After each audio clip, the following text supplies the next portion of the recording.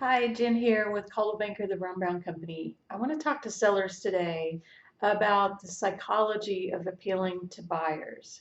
And that actually starts before you ever even get to your listing. You've got to decide, do you want to stay or do you want to go? You basically need to be ready to break up with your house. Be ready to move out that personal stuff that's all over the place, tidy up. You're positioning your house to look so attractive to that buyer that they fall in love with it online, where 92% of them start, and they just can't wait to get in and look at your house themselves. So be ready to make that house stand out with pictures online that is just an open blank slate for them to look at and picture psychologically their items in that house. Again, before you ever list it, be prepared to be very honest with yourself about where the market actually is. It's not going to do you any good to list your house at 150 a square foot if every house in your neighborhood is at 125 a square foot.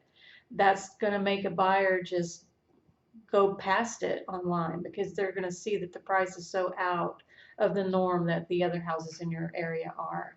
So you've got to be ready to be real honest and open with yourself about the actual market conditions that are out there right now. Don't be fooled by big data. You'll go to Zillow or Realtor.com or Trulia and you'll click the button that says, what is my house worth? That's a good data point to start, but they are notoriously inaccurate. The only way you're going to know the true market value is if you go out and get an appraisal, which is costly, or work with a licensed real estate agent to really take an honest look at the houses that have sold in the last 6 months within a mile of your house. That's what appraisers are looking at. Just again, be honest and be prepared that what you think your house is worth and what the actual market will support could be very, very different. So are you ready to stay or are you ready to go? Because that's going to be a key point in even getting the buyers to look at your house and put it on the short list when they're looking on the internet. Make sure that you are wowing that buyer as they're driving up to the house and as they're walking into the house. Make sure your landscaping is trim, colorful, it looks nice and clean, especially when they're walking in the front door. Make sure everything just kind of sparkles and make sure the house smells good. A buyer's sense of smell is a great way to just have them feel right at home right away.